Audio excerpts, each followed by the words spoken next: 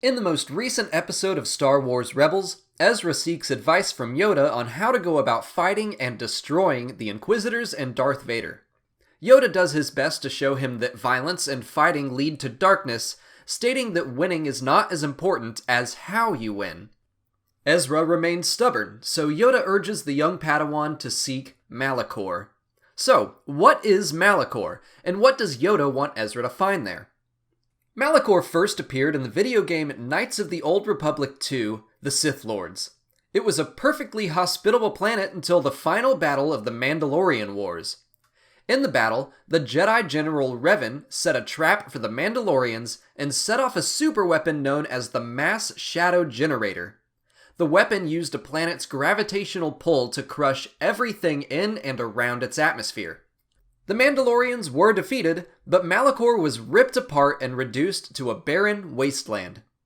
Of course, all of this is considered legends now, but as Ahsoka has told us, there is always a bit of truth in legend. So, what can we consider truth in Malachor's non-canon history? I believe the most important piece here is that Malachor is the location of a horrible atrocity committed by the Jedi. Yoda wants Ezra to see the consequences of winning at any cost. However, I think the war will be adjusted so it's between the Jedi and the Sith rather than the Jedi and the Mandalorians. The evidence here being that we've seen a huge Sith temple and a Sith holocron in the most recent Rebels trailer. I also think the timeline of the war will be 1,000 years before Rebels rather than 4,000. In the canon reference book Ultimate Star Wars, we learn that the Jedi Order nearly wiped out the entire Sith Order around that time, and Darth Bane was the only survivor. I'm willing to bet this new version of Malachor was a last holdout of the Sith, and the Jedi used a superweapon of some sort to wipe them out and took the planet with them. Kanan and Ahsoka seemed uneasy to hear the planet's name mentioned, and I think they know the Jedi have kind of a shady past there.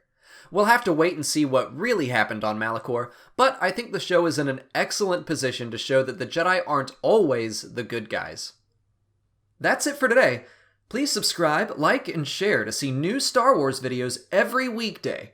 And if there's a specific Star Wars topic you'd like me to cover, leave it in the comments and I'll do an episode about it. As always, thank you for watching, and may the Force be with you.